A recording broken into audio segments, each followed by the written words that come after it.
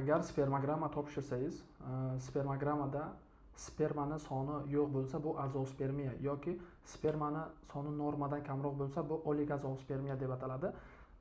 Agar sizda azospermiya tasdiqlansa, bu asosan genetik narushenyalar bo'lishi mumkin. Bunda Y deletsiya, ya'ni AZF genetik narushenyasi, bu AZF A, B, C.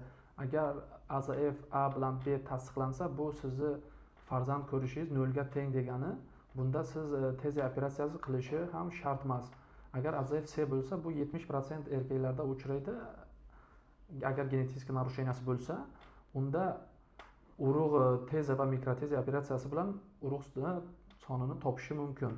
Va boshqa genetik narushenyalar ham azospermiyaga olib keladi. Bular sindrom Klinefeltera, bu moyakni hajmi, razmeri maydarib ketishi, sindrom Kalmana genetik narusheniya bo'ladi. Bunda ham sindrom keyin mukovitsidoz, ya'ni bunda asosan ikki taraflama semyavnasiyashi protoklar, spermani olib chiqadigan protoklar yo'q bo'lishi mumkin.